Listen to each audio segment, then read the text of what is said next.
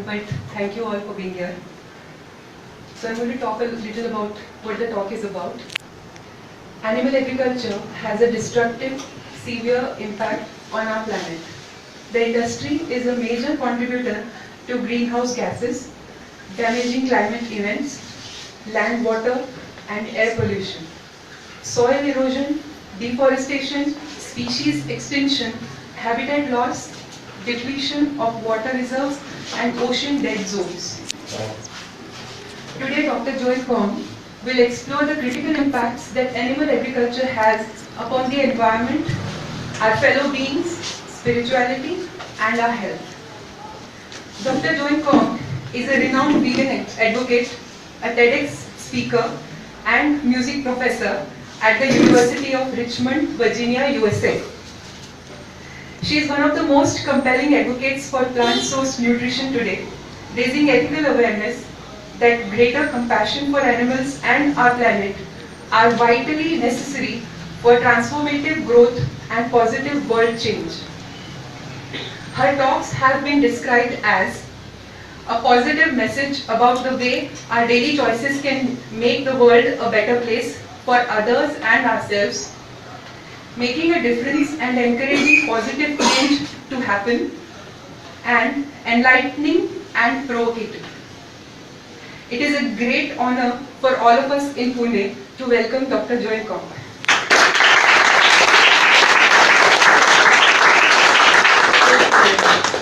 Before beginning, I'd like to give my thanks to so many people, to Kushpri. We're Facebook friends, but it's so wonderful to finally put the face to the name and meet you in person. And to Shweta, who's an amazing, as you know, young advocate. She just had her 18th birthday, and she is at the forefront of what I think is going to be such a critical movement, because veganism is really going to depend a lot on what the young people do today. And she is at the forefront of the movement in India, and her work is remarkable. So those of you that are thinking of not only being vegan, but taking that further step and becoming an advocate and becoming an activist. Shweta is amazing, and if you haven't met her, you should meet with her and get involved, because it's one of the most important things that we need to address today. So I really wanted to thank them, and also the use of this wonderful space here. And Shankar, would you like to stand up? Shankar, who has organized my tour throughout India, because this is my first visit to your beautiful, amazing country, and he lined up a 10-city tour for me. And I'm just enjoying traveling and seeing all of the cities. So I wanted to be sure to give thanks to everyone. So we know that veganism is more than just a personal choice. We all make choices in our lives. But oftentimes those choices we don't necessarily give full conscious awareness to. We get up in the morning, we think about, oh, what clothes shall I wear today? When will I go shopping? Do I need to study for that test? Who do I need to see? And one of the choices we make every single day is what kind of food that we eat. However, for a lot of the human population, eating food is simply a matter of appeasing our hunger, of satisfying our appetites or our taste buds. And we don't consume food in as fully a conscious manner as we can, because the food choices we make have implications and consequences beyond just our health.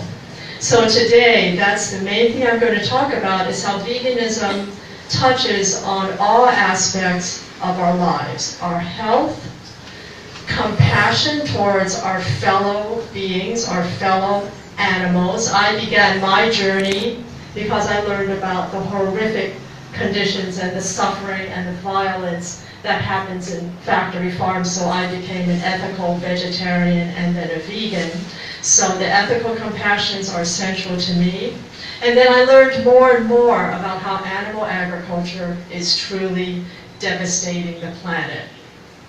So I know in my journey, and maybe some of you have encountered this too, sometimes, and it's a little unfortunate, some vegetarians and vegans can start arguing with each other and say, oh, it's for the animals, or oh no, it's the health that's important, or we need to think more about the planet. Well, we need to think about all of these things because we're all in the same boat and all of these things are equally important. And some of the crises we're facing today, we know about climate change. Who hasn't heard about climate change? It's been in the news. Also other crises such as species and habitat loss, disease, poverty, world hunger, antibiotic resistance.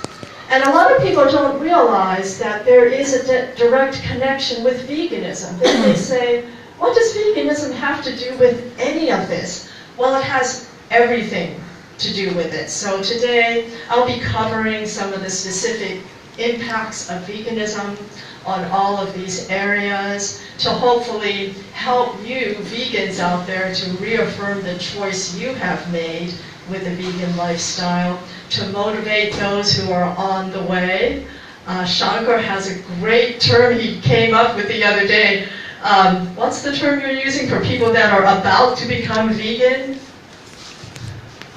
What is that you mean? Vegan finalist. Okay, vegan finalist, I said that. Yeah. Those who are at the verge of crossing their final hurdle, they are vegan finalists, just one hurdle they have to cross. Right, so we in the movement try to put this in as positive a light as possible because it's all about increasing our own personal beliefs and our values and our well-being. So when I talk to people, I'm never judgmental. I'm learning all the time. Every time I visit, there'll be wonderful discussion after an event, and I learn so much too. So we are all on this journey together.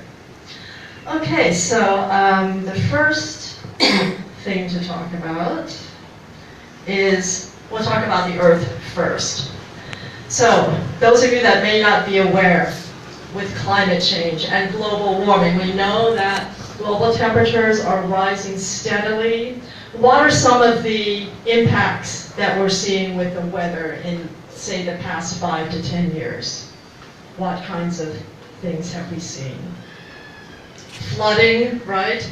Increased wildfires. In my country, the United States, wildfires are out of control. Hurricanes. There's fear about oceans. Eventually, the levels will rise so much that coastal cities will be flooded out.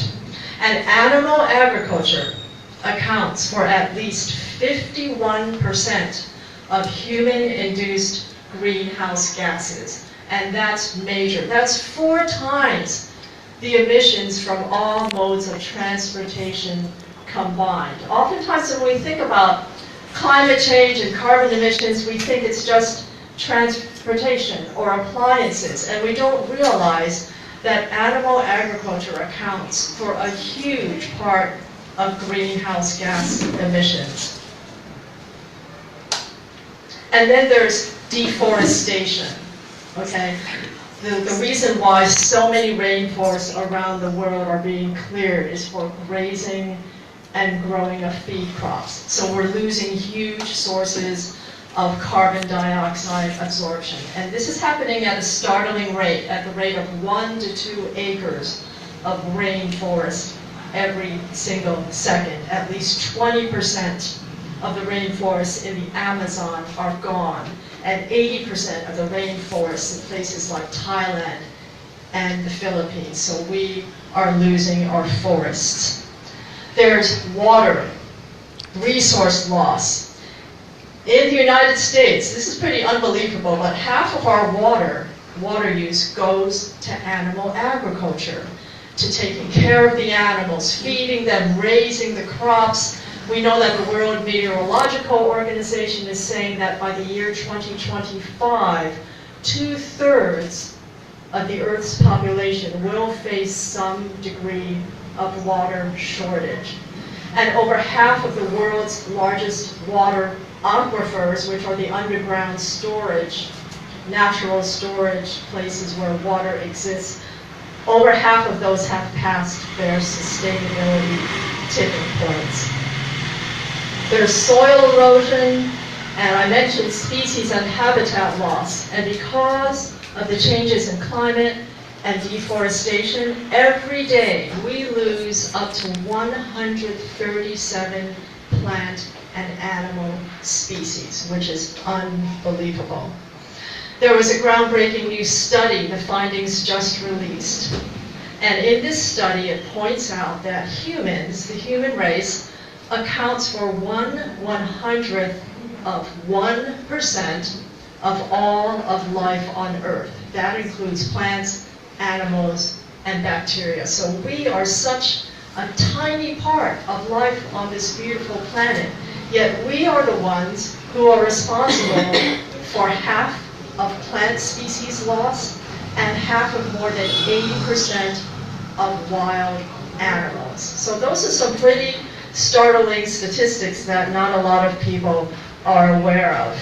And the losses are so great that many scientists are pointing out, and they believe we are on the brink of the 6th mass extinction.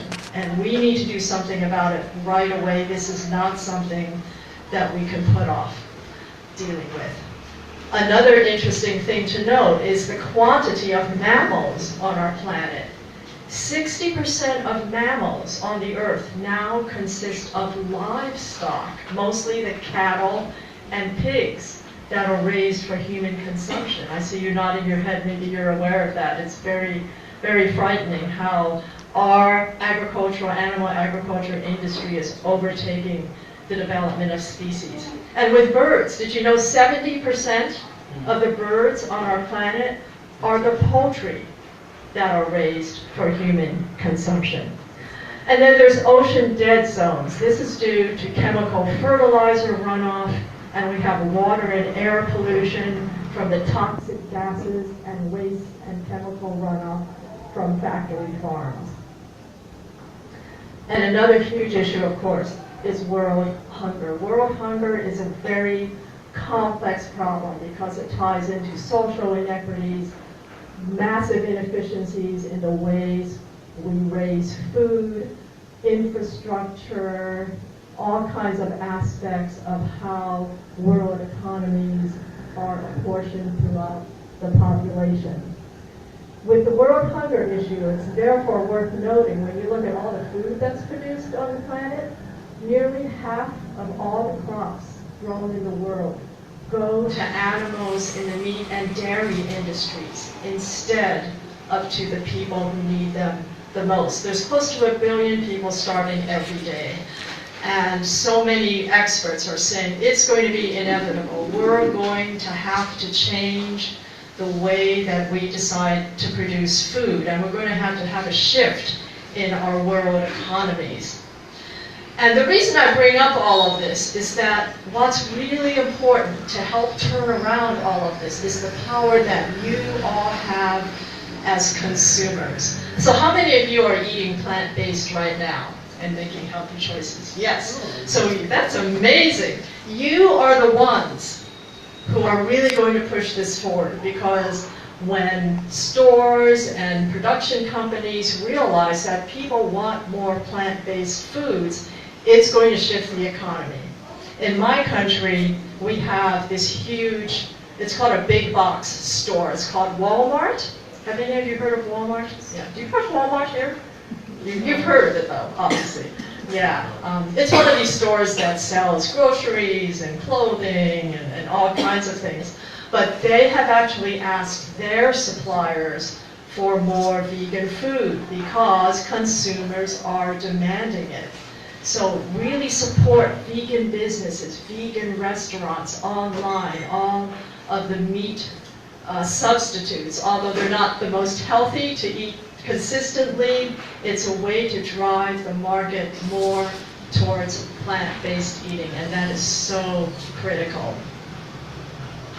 The United Kingdom has this wonderful think tank organization that's called the Overseas Development Institute, and they did a massive study, and they say the following: forget coal, forget cars. The fastest way to address climate change, would be to dramatically reduce the amount of meat people eat. So that's coming from a very esteemed organization. So all of you out there, when you're speaking to family and friends, impress upon them that the single most powerful action they can take to help save the planet and our resources is not to just buy a hybrid car, use LED light bulbs, or recycle more. It's to go plant-based. So that pretty much covers that topic, although it's also important to note that if you need more information to tell your friends, you can actually cut your carbon footprint in half by going vegan. A vegan diet has the lowest carbon footprint, about 1.5 tons of carbon dioxide equivalent per year, and that's contrasted to 3.3 tons for the average meat consumer. Vegans use 1/13 of the water resources and 1/18 of the land resources of a typical meat consumer. And a vegan every day, this is unbelievable. Do you know how many liters of water you're saving by being vegan? Does anyone want to take a guess? No? 3,500 liters. That's how much water you are saving every day by going vegan. And you're saving 25 square meters of forest, and of course, you're saving animals. Okay, so now we're going to move on to health, and of course, this is a big topic. How many of you went plant-based for health reasons? Only one person. Okay. What are the other reasons that some of you have for having gone vegan? Animals. Animals! Yay! That's my reason. And some people do it for the environment, and all of those reasons are equally valid. You know, it's not necessarily that one way is the only correct reason. We all have our own unique lives. We have unique things that are important to us. So I'm glad to see that there's a wide variety of reasons that people have for going plant-based.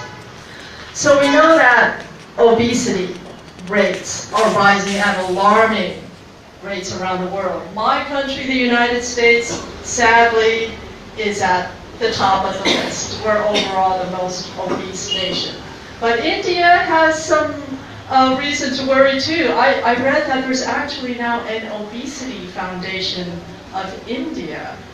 And part of the reason for these changes happening in the developing countries is that they see the adoption of eating animal flesh, of having computers, having cell phones, having cars, having air conditioning, all of these various aspects of the Western lifestyle, not only to lead to unhealthy bodies, but a more sedentary lifestyle where we're simply less active. So all of these lifestyle factors are important in terms of considering what we should do with our food choices. I was reading that in India, since I did a little research before coming here, and this is probably true in the United States, there's a huge increase in the consumption of sugary drinks. If you drink soft drinks, discontinue soft drinks, even diet Cokes and things. We were at the airport and there was this big booth, right, for Coca-Cola, and it said something like, Happiness. it said happiness, you know, so they're trying to market it. They want you to buy their product. But these soft drinks are really poison. They're contributing to weight gain, diabetes, all kinds of problems. So if there's one thing you should do that you should cut out that you're doing right now is to cut out sodas, cut out those sugary drinks, cut out high fructose corn syrup. Okay, and a couple more specific things about consuming animal flesh and why it is so unhealthy for you. There are more and more scientific studies, and these are backed up by mounds and mounds of research showing the danger that animal flesh and animal products like eggs and dairy can have on your body. The World Health Organization 3 years ago did this massive study where they looked at all the data. They came to the conclusion that the consumption of red meat is a group 2A probable carcinogen. So red meat includes consumption of cows, calves, pigs, sheep, and goats. And processed meat, like your hot dogs and sandwich meat and bacon, all those kinds of meats, they are group 1. That level of carcinogen is definitely carcinogenic. And so this is such a major problem in the diets of developing countries that there's even this new saying now that meat is the new tobacco. So that's something that everyone needs to consider. Also, when you actually cook meat, what happens is that certain substances are released. These are called heterocyclic amines, which are found to be cancer-causing. Meat carries the highest risk of foodborne illness. Some of these you've probably heard of, like Salmonella, E. coli, Campylobacter. Meat also acidifies the body. It has little or no protein and no fiber.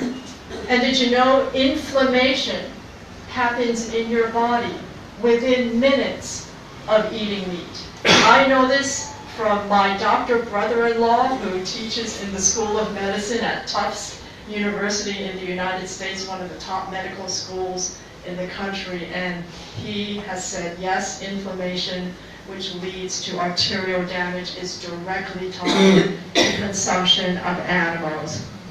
Also, in animal flesh, we have what are called endotoxins. Do any of you know what endotoxins are? These are the substances in the animal flesh that actually decay the flesh. So for the unbelievably long time of 2 weeks that it takes a piece of animal meat to totally pass through your digestive system, your body is absorbing those dangerous endotoxins. And I mentioned briefly about antibiotic resistance. Factory farms are breeding grounds for antibiotic resistance, which leads to thousands and thousands of deaths all around the world. In fact, the United Nations now says that antibiotic resistance is a global crisis on par with AIDS and Ebola. Okay, so at this point, I might want to talk about, oftentimes people will come up to me and they'll say, okay, I know eating red meat is bad, but they think, perhaps I'll eat white meat, like I'll eat chicken or pork or fish, but those are equally as bad for you. Chicken is high in fat and cholesterol. Oftentimes, the speed of the factory farming lines are so fast that some factory farms, at least in the United States, they don't have time to inspect every animal to be sure there's not any fecal waste on the carcass, so they actually spray the animals with chlorine. Okay, which is, you would think that this would never happen, but the factory farms, as you'll hear, all they care about is profit. If they can get those pieces of poultry moving through the factory faster by trying to cut down the incidences of contamination, that's what they'll do. Pork is high in fat. It actually has 30 times the toxin of beef. Does anyone know why that is? Why would a pig's flesh be so toxic? 30 times stronger. Does anyone want to venture a guess? No soybean, which is... Right, exactly right. Pigs don't sweat, okay? And what is one purpose of sweating? To remove toxins from your body, or maybe reduce your body temperature.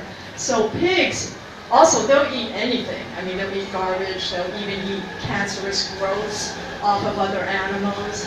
I know, that's awful. So any of the toxins that pigs ingest, you will get them too, and you'll get them at a very concentrated high level. And fish, we know that our oceans and rivers are becoming more and more polluted, so much so that fish are now called mercury sponges. And it's also lead and cadmium and arsenic and other dangerous substances, PCBs, fertilizers, and plastic. Okay, plastic is a whole other issue about how we're damaging our oceans. Have you seen the videos of the plastic islands out in the middle of the Pacific Ocean and that kind of thing? Well, not only are we injuring and killing marine life with these plastics, but the sea life are ingesting them. So if you consume fish, you're probably eating plastic as well. We know part of the manufacture of plastic has to do with chemicals and substances that you should not be ingesting. That's why here too, you number your plastics with different numbers depending on which things you can recycle or not. But in the ocean, everything goes in there. So if you're consuming, lobster and fish and shrimp, you're very likely ingesting microplastics. Okay, so at this point, let's talk a little bit about milk. Okay, so what's the controversy here in India about milk? Would someone like to speak to that? Because that's an important issue in terms of dietary choice here. So what is the conflict or controversy or issues surrounding milk? We have A1 and A2 milk. Okay, can you elaborate? So A1 milk comes from Indian cows, and A2 milk comes from Jersey or Holstein. Milk that's imported? Yeah, okay. I'm not sure whether it's A1 or A2, but one of them comes from the Indian cows.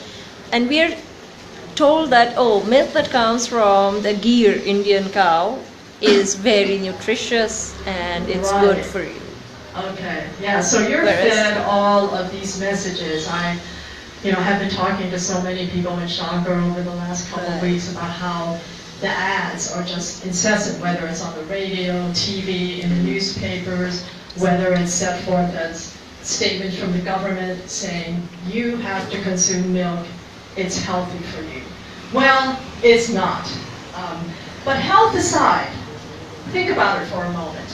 Think about this beautiful female cow, okay? How is she going to give milk? Why does she give milk? Under what circumstances would a cow produce milk? When she has a baby. Right, when she's pregnant, okay? Now, if one were raising a cow, as in ancient times, and a cow was a part of the family, and the cow became pregnant and had a calf, and the family raised those animals through to their natural life, and perhaps drank the milk, that's a totally different scenario from what we have today. So today, what is happening to those dairy cows? They're being kept impregnated, okay? And the way that they do it, it's not at all natural. They're actually put in this contraption called, in the industry, they call it a rape rack, okay? Semen has been gathered from the bulls from the male cows, and workers actually insert their arms into the rectum and the vagina of the cows in order to inject the semen into the cow's vagina. So these dairy cows, even after one cycle, and they've been giving milk and hooked up to these horrible milk machines, after 4 or 5 years, they're so weak they can't even stand up, and they're sent to be slaughtered.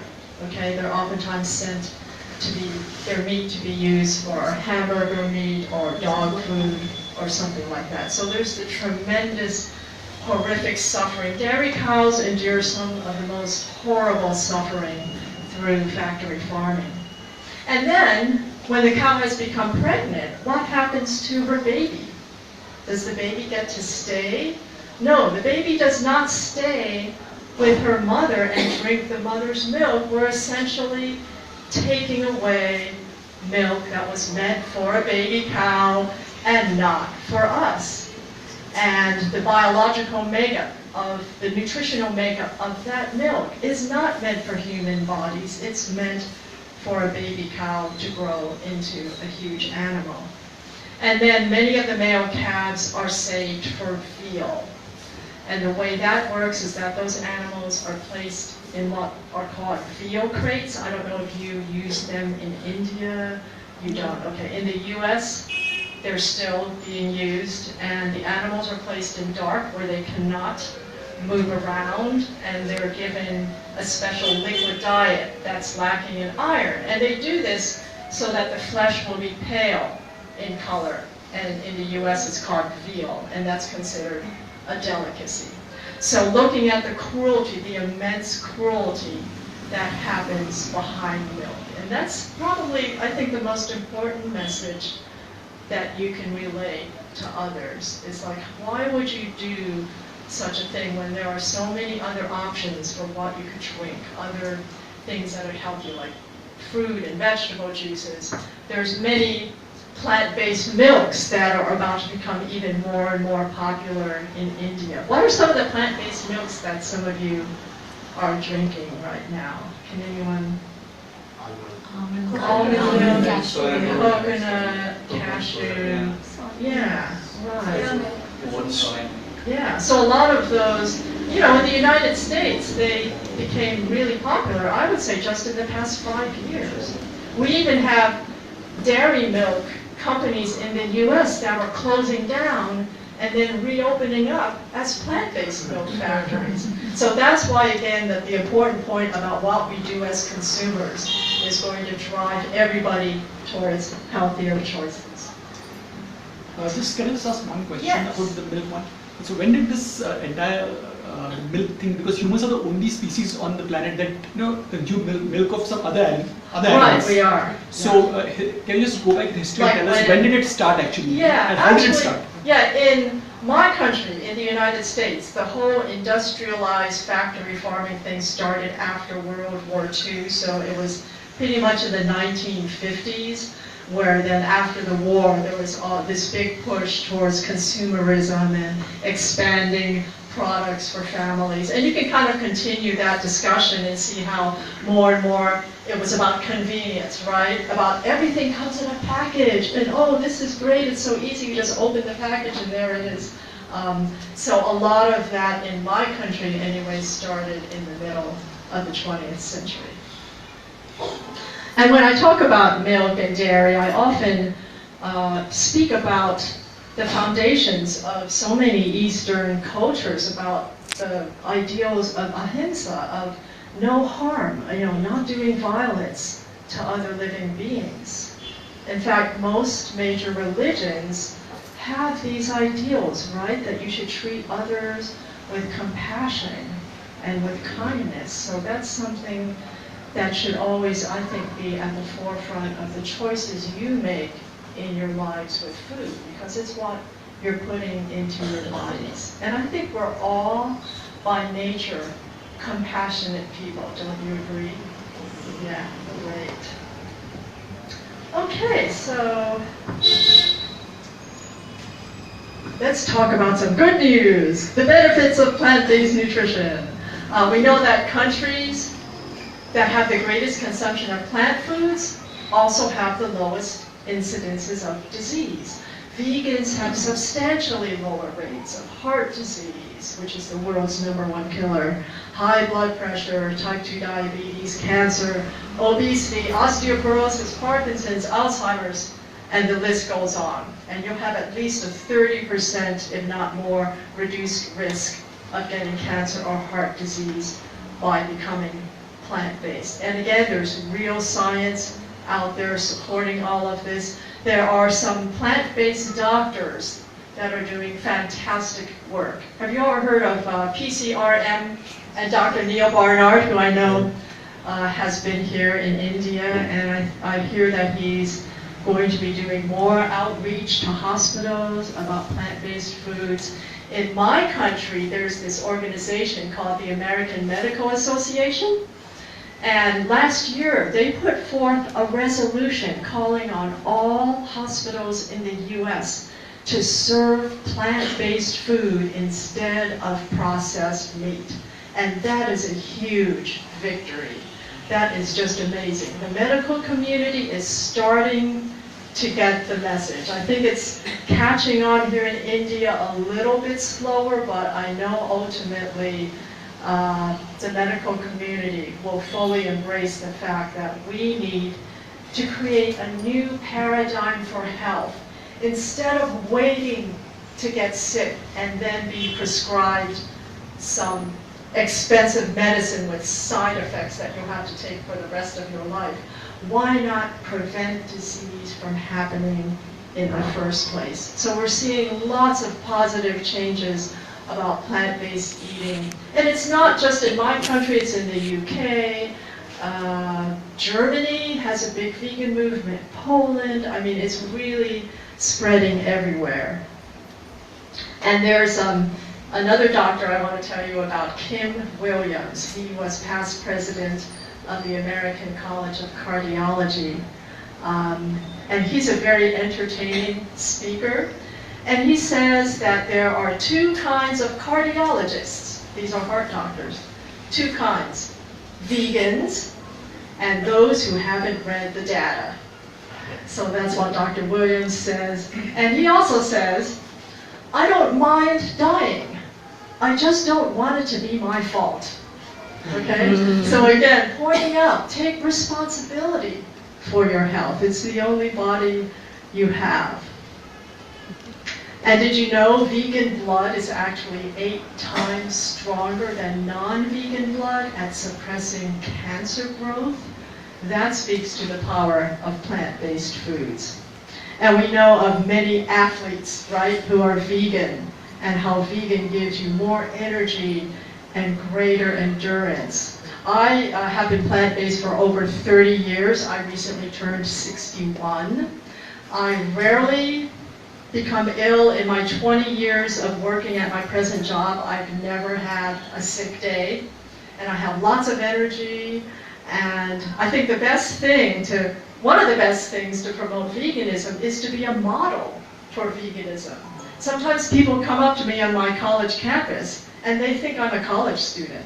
So to me, that's the best compliment I can receive because it attests to the positive things I'm doing to give nutrition to my body. And I'd like to read a quote talking about exactly what food is. And this is a quote by George Berger, an abbot in the United States. And he's talking about that plant-based food. It's not only about the physiological effects on the body, it's about how food affects the energy within us. And he says the following: when the energies within us are positive, they produce harmonious states of mind and behavior. But when the energies are negative, they move in a random and chaotic manner and produce negative states of mind and consequently negative behavior. And these toxic energies can manifest as physical illnesses or defects. Substances that are toxic to the body, such as meat, alcohol, nicotine, and drugs, are toxic on the inner levels as well, and their ingestion poisons all our bodies. On the other hand, fruits, vegetables, and grains are reservoirs of pure life energies easily assimilated into our bodies. So that's from George Berger, and I'm interested to hear any of you who maybe recently have gone vegan or can think back to when you first went plant-based. What were some of the benefits that you felt, whether it was physical, mental, emotional, spiritual? Would anyone like to share? I felt Yes. lighter. I You felt feel lighter. Yes. Yeah, yes. I experienced that too. Yes? Can I? Yes. Like, I'm a vegetarian, but like from birth I'm vegetarian.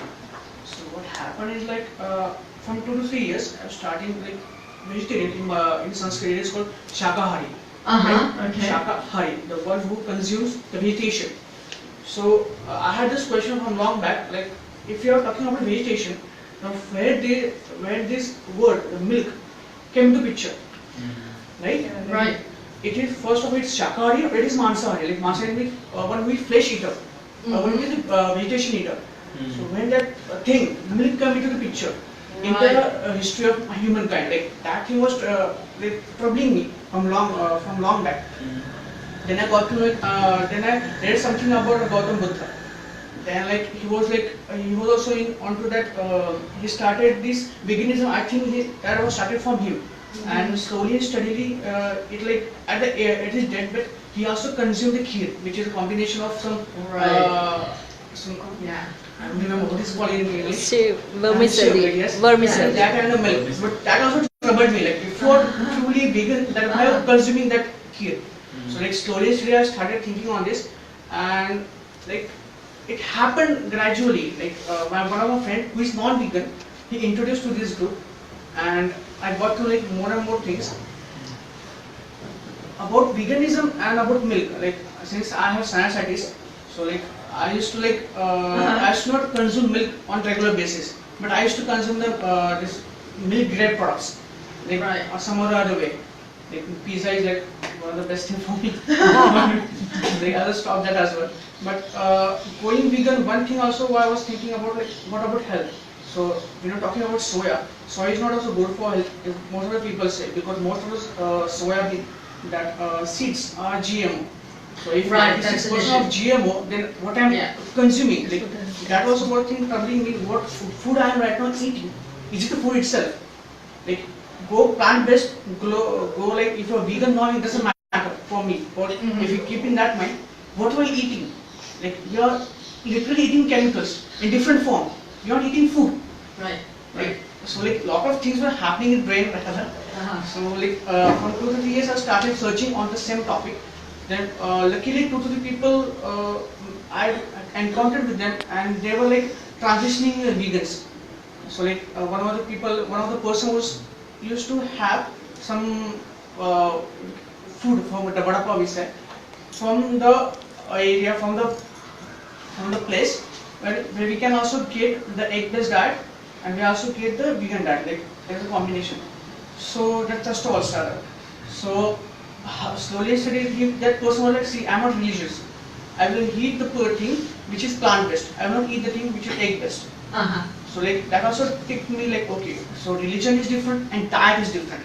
So what was the question? The question was, What were the benefits? What are the benefits you personally? What were the benefits? I'm coming back to it. Benefits, first of all, it helped me to control my mucus. Like since I'm having sinusitis, so like to control Milk, the milk contributes a lot to allergies and asthma. Not just milk, it also helped me calm myself. Fantastic. Anyone else? I saw, yes. Actually, I accidentally reduced the milk consumption. Yeah. It was accidental. I didn't realize it, and only after realizing the benefits, then I was wondering why I suddenly am receiving these benefits. At that time, I realized that it was probably because of the milk. It just reduced to a few tablespoons of milk just in tea, coffee. Yeah, even just a little is going to have a harmful effect. I felt less bloating, more energetic, and overall feeling of well-being. Right, yeah. Would anyone else like to speak about the benefits they found? Okay, yeah, so those of you that are transitioning towards veganism, what's going to happen after you've been vegan for a while? Someone's going to come up to you and say, you look terrific. What are you doing to stay so healthy? And you have this energetic glow about you. So people will really, really start seeing the differences as well, not only yourself. So turning now to spirituality and compassion, because to me that's the core reason of why I'm vegan. It has to do with how I relate to other beings and my place in the world and what I feel is my responsibility towards them. So I'd like to read an essay that I wrote for an online publication, and it's called Thoughts on veganism. The other day, I encountered someone who voiced opposition to animal rights activists, saying that there's no way people are going to quit eating meat. How are you going to get people to change? This person implied that advocating for animal rights is a losing battle, that it's not a good or right path.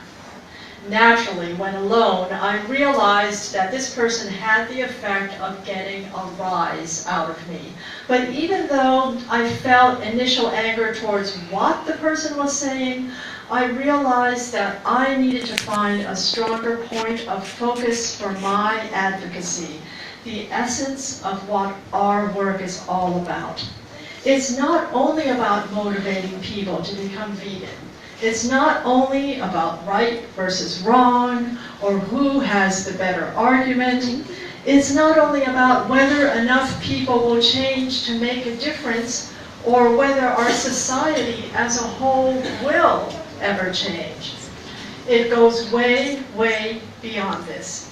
It is about the fundamental tenets of compassion and filling every waking moment of our lives with the highest good we possess as living beings. Our capacities for kindness, empathy, and seeing ourselves in every other living being who shares our identities as living, sensitive, and feeling beings who are aware. It seems so simple, yet it has profound implications for the world. We advocates give voice to the voiceless, asking the world to bear witness to the billions of innocent creatures who are needlessly killed every single year. Who is going to be kind to these animals and prevent them from enduring a horrendous existence that we would never wish on anyone else? Who will comfort them and who will touch them with a loving hand? The preponderance and inertia of our social conditioning and the power exerted by the animal agriculture industry is such that indeed it would be so easy to do nothing, to simply accept the killing of animals for food as the status quo. But I am not willing to give up and say that it is too difficult or that I can't make a difference.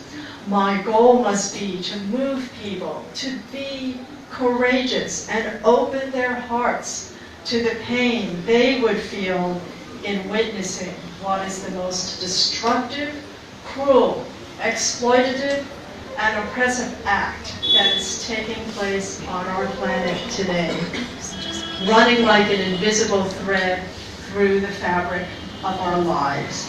It is this point of awareness that must be reached, no matter by what path or how difficult it may be. That we as a society avoid this emotional pain and complicit guilt. How often have we heard the words, "Don't tell me, I don't want to think about it." It's not about having shortcomings or insensitivities on the part of these people, and it is never about judging the actions of others. Rather, these types of responses happen precisely because our capacity to love is so great that we want to look away, to subconsciously and protectively distance ourselves from the cruelty, suffering, and death that take place through the industries that exploit animals every second of every day. Bringing about positive change through animal advocacy must ultimately not be about reasoning.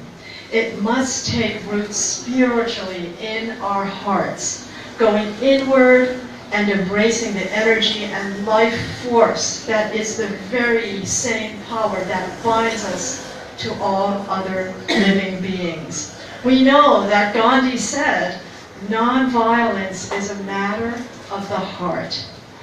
Too much of our world is about the material and external aspects of our lives, but we can help to reawaken the sensitivity of our true selves that reside within. we all have the power to create a new, transformative, and beautiful reality. Only then will we as a society be able to extend that kindness to the fellow beings with whom we walk this earth. So that's an essay that I wrote actually about a couple years ago.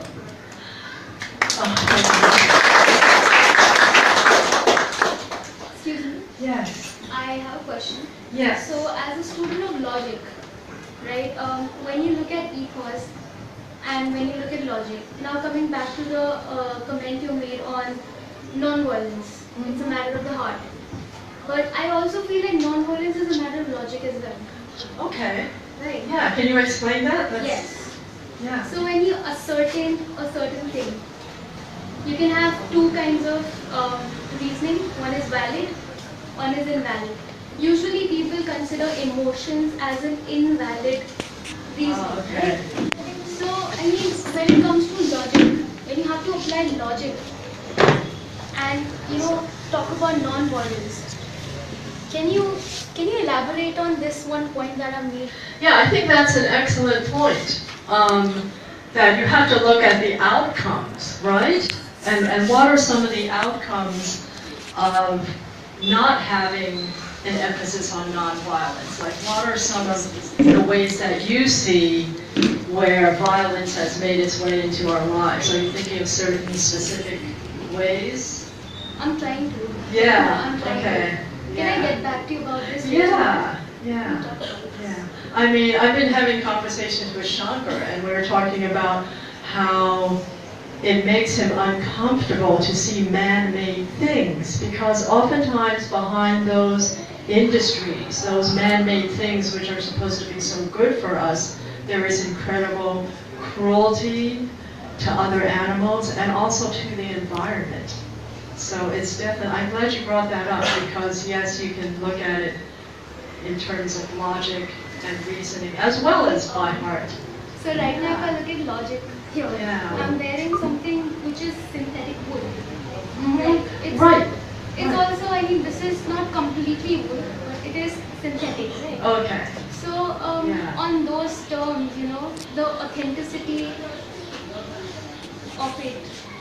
Right, so even though it's not authentic, you have made that lifestyle choice because as a vegan, wool, of course, is extremely cruel to the sheep, and you don't want to support that. So you're doing as much as you can.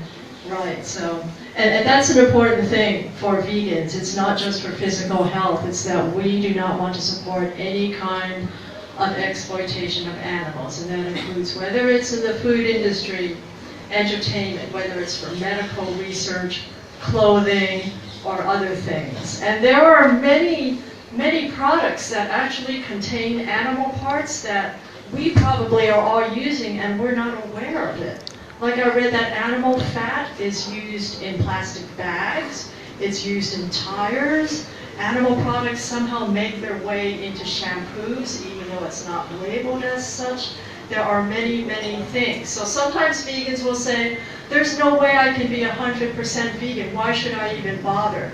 Well, because you need to do as much as you can. We all are doing as much as we can to make a statement that we are against animal suffering and doing it to the greatest extent we can. Were you going to say something? All leather products, Yeah, footwear, belts. You know. I know, yeah. So we yeah. all use them. But you know, again, getting back to the consumer issue, there are so many companies out there making vegan leather, vegan shoes, vegan furniture, vegan cars.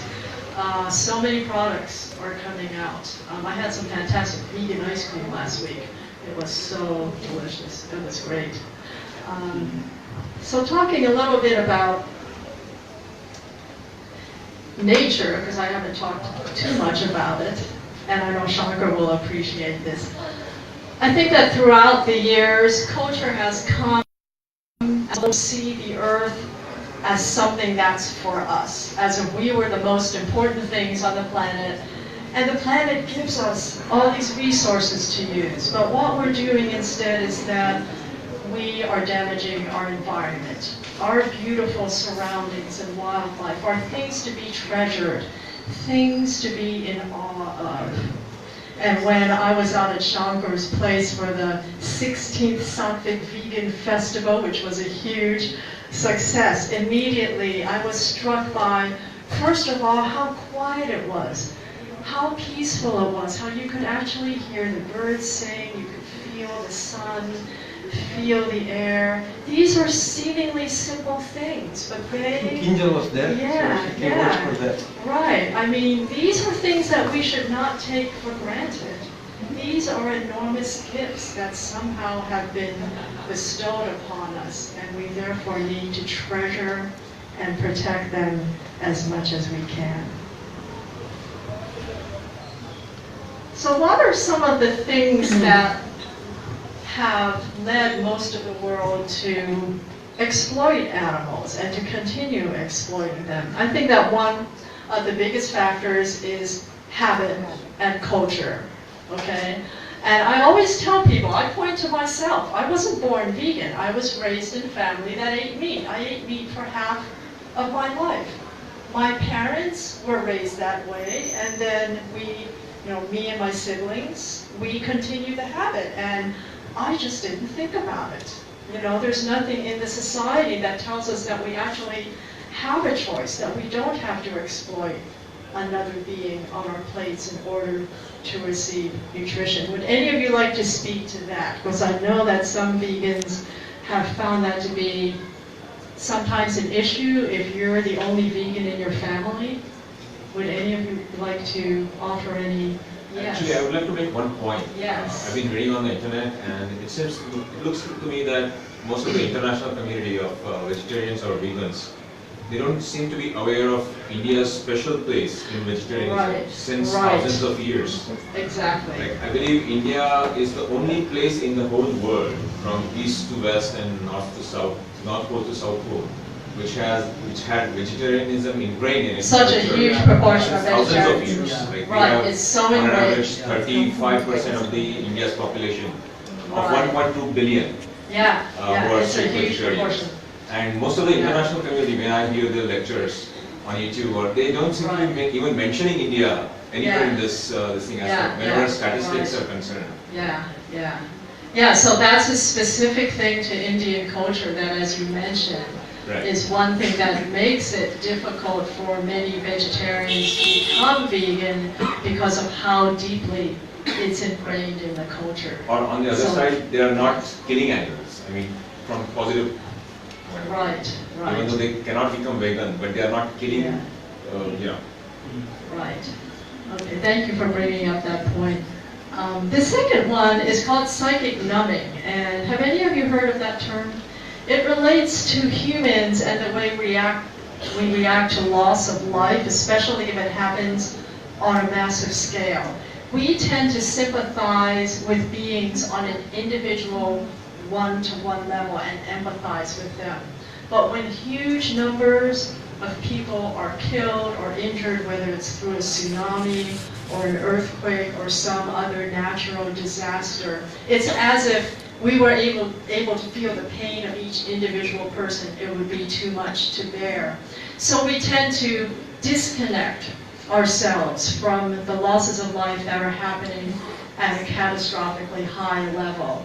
So in relation to animal agriculture, this pertains to the billions and billions of animals that are killed. A lot of people simply have distanced themselves from that reality. And of course we know that marketing plays a big, big factor in it. We've all been to the grocery store, right, and seen a carton of eggs with pictures of happy hens running around on the green grass, or a carton of milk with a cow jumping over a fence. I remember as a child, I used to eat this product. I don't know if you have it in India. It's called laughing cow cheese.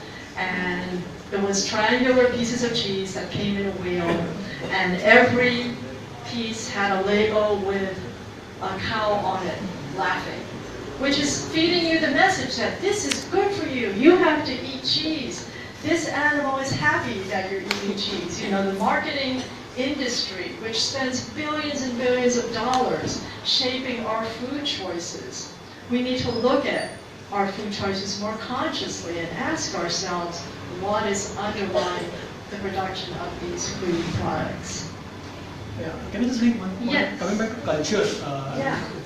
right now in India, I don't know whether you're aware, cow slaughter is a very hot political Right, issue. I'm aware of that. And Yes. it is a very complicated subject. It is, and there are political divisions, sharp political divisions on this. It goes to the ruling political establishment in the country, which is a Hindu nationalist party, and people have different opinions on that. So I mean, it's a different subject altogether. But since I just thought of when you talk about culture, I think I just thought of bringing that up. Right, yeah, thanks for bringing that up. Yeah, because that is definitely a Because it goes to controversial thing, Hinduism right? and the Hindu religion, and it is. Right, yeah, religion has to factor into it. And every country is different, and there are different impacts of religious, social, economic, and cultural factors that play into food choices. So thanks for bringing that up. One more point. Yes. Marketing. Marketing we are talking about. Yes, yes.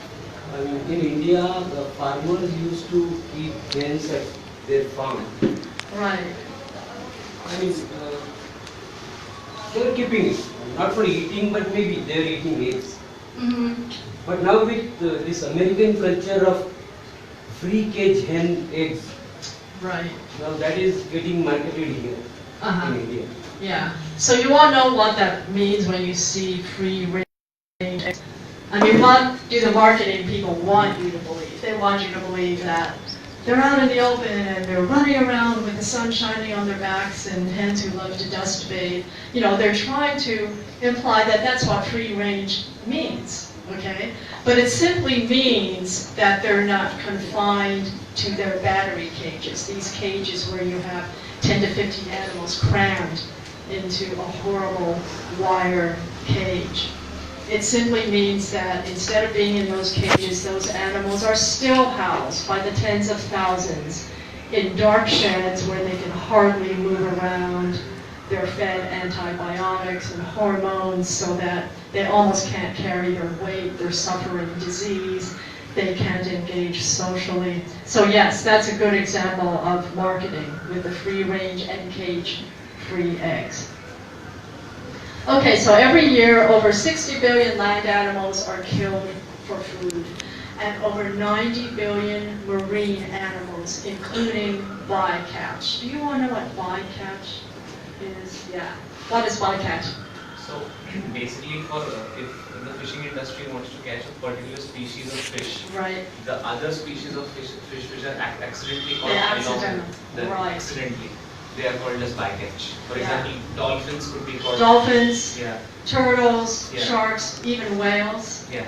Okay, and bycatch actually accounts for as much as 40% of the total fishing catch, which is horrifying. So we truly are decimating our oceans.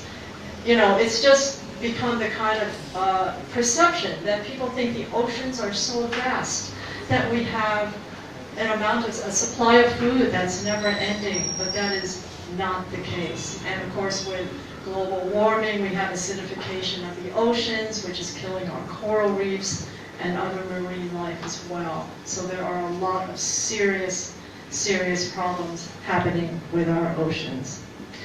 So while it's impossible to know the exact numbers of innocent animals that we kill, we need to really look at the consequences of the horrific suffering, violence, and death that we are inflicting. Throughout the course of humankind, there's been a total of about 108 billion beings that have ever lived, human beings. Yet every year, we actually kill over 150 billion innocent animals. So think about that. That's a very sad and horrifying fact. We've also been led to think that these animals that we consume, that they lead good lives, that there's such a thing as humane certified. Stunning the animal before it's actually killed. But if any of you have seen, and I know some of you have, although it's very sad to view, the horrible videos and images of what happens to animals in factory farms. Imagine if you were in such a place, the fear you would feel. And these animals, cows have a sense of hearing and smell way beyond what humans have. So they know when their friends are being slaughtered. They can hear the cries, they can smell the blood. These are sensitive feeling creatures, every bit as sensitive as we are. So there is no such thing as humane slaughter, regardless of how an animal was raised. This is a photo taken of a pig, and there's this photographer you should all become familiar with. Her name is Joanne MacArthur. Have any of you heard of her? Yeah, okay. She's up in Toronto, and she has this marvelous website called We Animals, and she travels all around the world documenting through photography what happens to animals exploited through all industries and food production. And this is a picture she took of a sow in a gestation crate. It's truly, truly heartbreaking. Oftentimes, if I'm talking to non-vegans, I'll ask them, think about your pet. Your pet is just as individual as any of these farmed animals. In fact, pigs are considered to be smarter than dogs or cats. But it's not even the intelligence that's the issue. It's the fact that we are all living, feeling, sentient beings. Have any of you actually visited either a slaughterhouse or, on a more brighter note, an animal sanctuary and connected with animals? Are there animal sanctuaries here in India that people visit? Can you tell us about them? Anyone? National parks? National parks, right? Never rescue Or animal sanctuaries for farmed animals? Are there any that you can recommend? There's one in Udaipur. One in Udaipur, Animal Aid. Okay, Animal Aid, okay. Great, yeah. Because it's kind of surprising. A lot of people have never spent time with a farm animal. The only interaction they perhaps had with the animal was when it was dead, the piece of it sitting on their plate to eat. So I always encourage people to spend time and get to know animals. It's one of the most beautiful things you can do. I had this saying that veganism is compassionate oneness. It's about looking at other beings and seeing that we share the same behavior and survival instincts. We want to continue to live free from pain. We want to have nourishment and shelter and be able to communicate in our very unique ways. Did you know cows can recognize over 100 individual herd members? It's truly remarkable that animals have qualities of cognition and emotion and social lives that are every bit as vibrant as ours. This is a picture of a pig, and I think that pigs' eyes, they're so expressive. They remind me so much of human eyes. I tell people, look into an animal's eyes. See yourself in that animal. Behind those eyes is not a thing. Behind those eyes is somebody, someone who shares your interest in living as an emotional, feeling, sentient being. And another thing that we need to realize is, I think one of the issues about animal rights and promoting veganism is that it's very easy to compartmentalize, to say, oh, well, these people are fighting racism, these people are fighting homophobia, these people are fighting social inequality.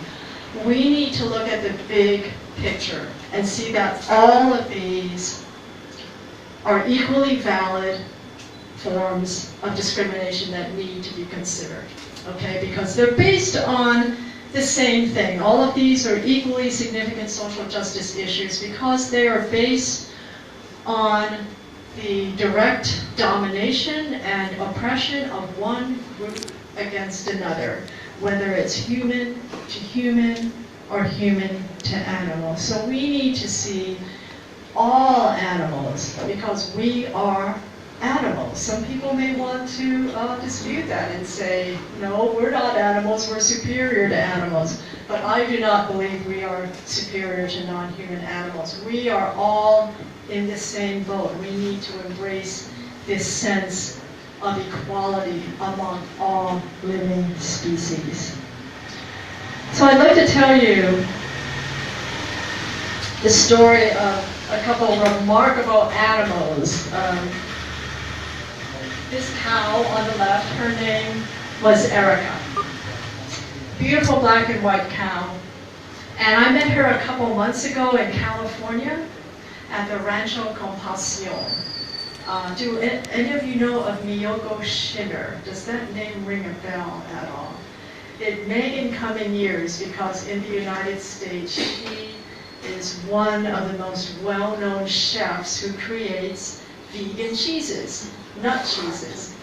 And she was so inspired to, of course, create these vegan products, but then to have an animal sanctuary.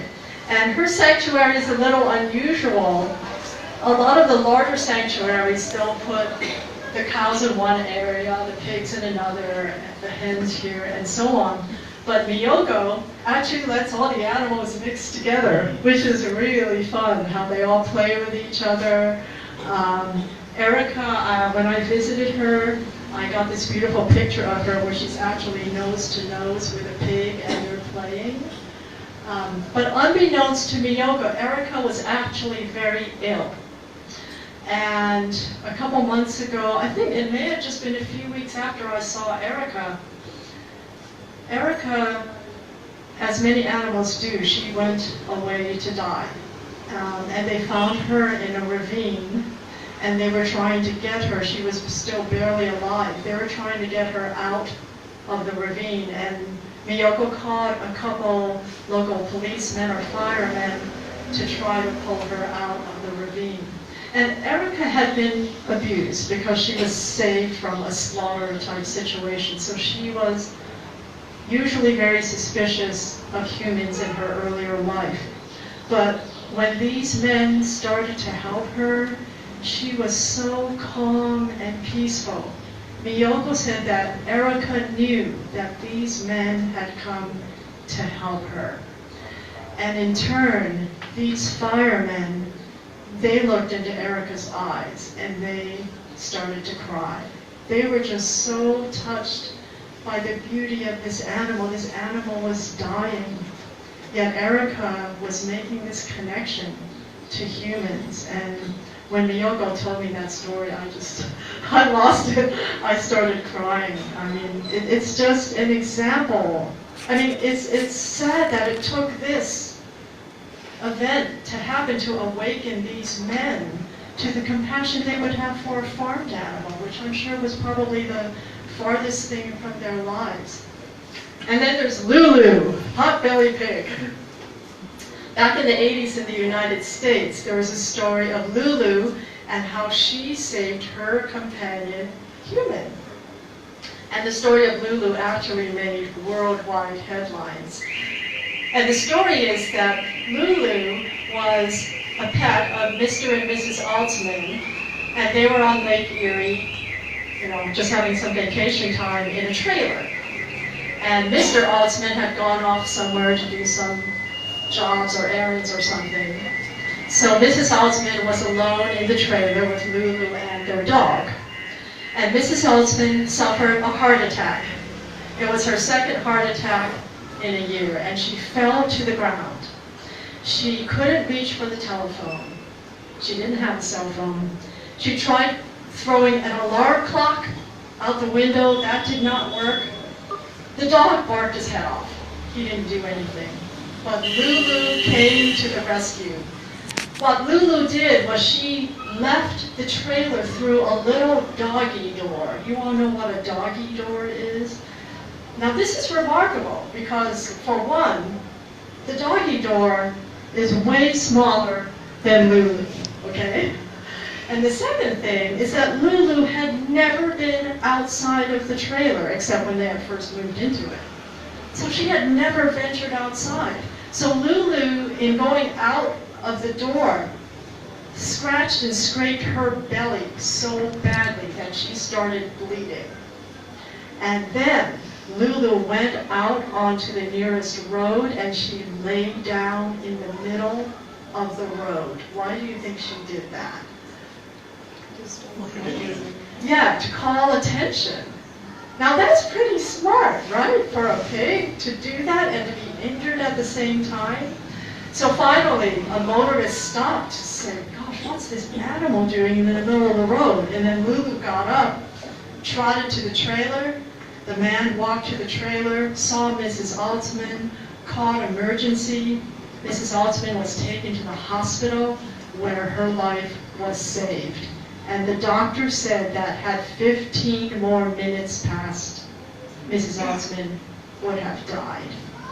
And I like to tell this story to people to show that animals are capable of great compassion to us. They care about us. So we need to be a voice for them. We need to stand up for them, right? Because they are suffering horribly at the hands of humanity. And we need to do everything we can to reestablish that connection, that love, that compassion.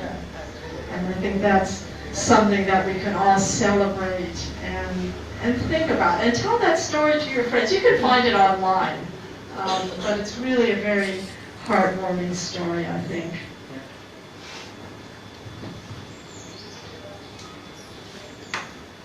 So I've spoken about the power we have as individuals of adopting plant-based nutrition to improve our lives, to help save the planet, and to lessen the suffering of other living beings. But what we must do now, especially those of us who are vegan, we must take the next step and advocate for veganism in whatever way, whatever unique gifts we have. We need to extend our vision of compassion and sustainability, expand it to believe that the exploitation of animals is an unchangeable reality and that it has to keep going on. Perhaps it's in humans' nature to be complacent and not want to acknowledge the damage we're doing to other living beings and the planet. But now is the time to look at the dire impacts that we've inflicted on ourselves and other beings and nature. We need to embrace a new reality, a new sense of equality among nature and all of her living beings. I really feel that those of us, all of us in this room who are alive now at this time, we were put here now for a reason. I believe that someday, after the world has totally gone vegan, people will look back on our time and they'll look at what you did, what I did, what you did, what all of us did, and say that was the time in mankind's history when we turned the tide on violence and exploitation, where we planted the seeds for a new transformative reality. And then I come back to Mahatma Gandhi. One of his quotes was to say that the only devils in the world are those that are running around in our hearts. And in our hearts is where our battles must be fought. Thank you.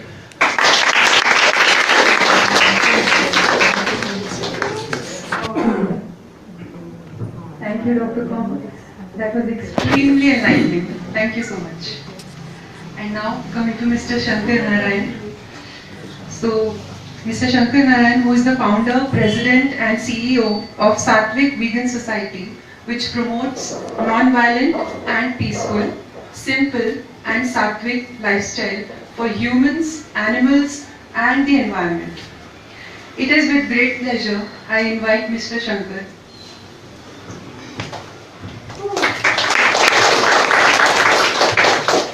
Thank you. So So you're all so beautiful people here. I love you all. You're so nice. I'm very happy about you. You're so good. When I say this, what do you feel? Good. You feel good. Right. That is what happens to us, to the animals, to everything in this world when we turn vegan. So what we give, that we get. What we have, that we give. So when we give love, we get back love. When we don't harm others, we get back good things. So this is what veganism is for me. It is not just for animals. It is even every cell of us counts. Every cell becomes happy when you don't do anything unhappy thing or cruelty thing. Directly or indirectly, consciously, without conscience. When you do that, it is good for everyone. World changes. When each individual changes, you will tell others, you will tell the world will change. When everyone changes, the world will be a better place. This is veganism for me. So veganism is not just a destination, it's a journey. So I have been vegan for 17 years now. So still I am learning every day. Every day is a learning for me. So that is why I keep saying veganism is not a destination, it's a journey. Till our last day we keep learning. There is so much to learn. What we learn is very small thing we learn. But there is so much to learn every day. From everyone, from every action you can learn. So keep learning, keep doing something good for others. Second thing is, as I said, veganism is not just for animals. So animals are part of this earth. We are also animals. When we become good, the world becomes good. I was attending a conference in Delhi some time ago.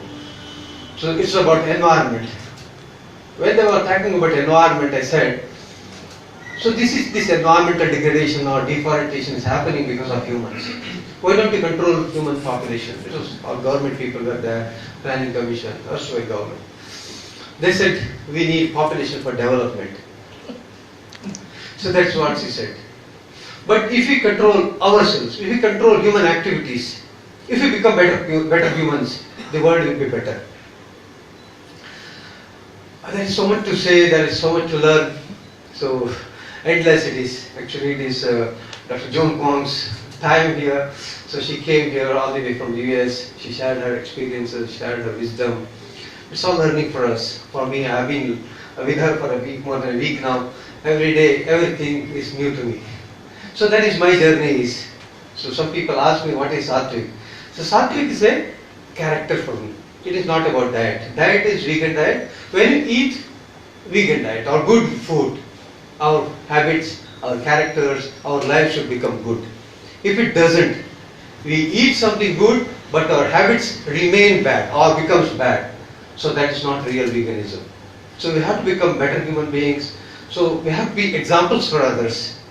So instead of fighting amongst ourselves, we have to learn from each other.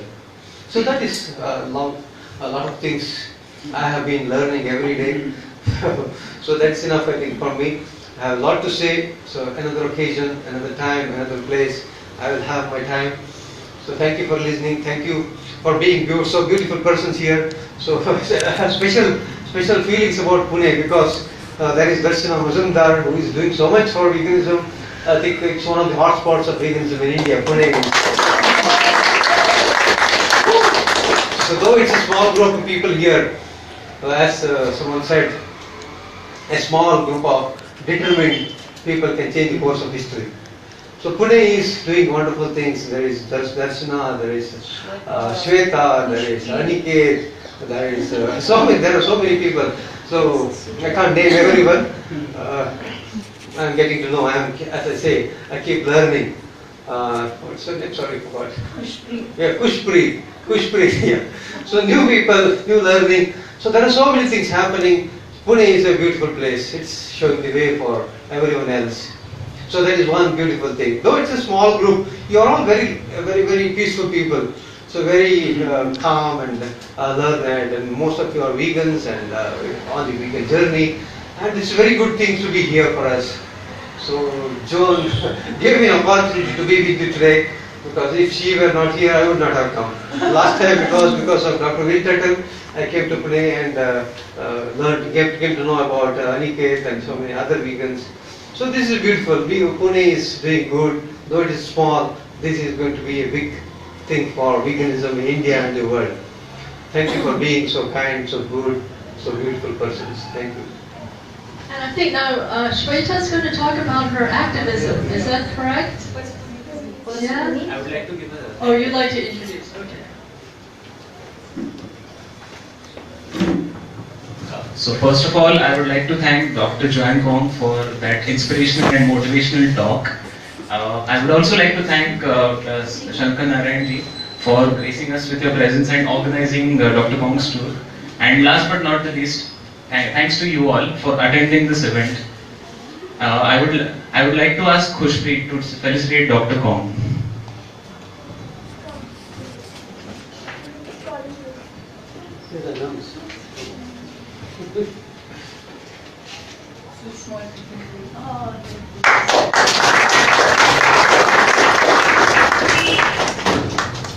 Okay, I'll give this to Shweta. Thank you, puNe. So, now that all of us have been made aware of the importance of being a vegan, there are many volunteering activities taking place throughout the city for raising awareness among the public. Shweta Borgaonkar, who recently turned 18, and at this remarkably young age,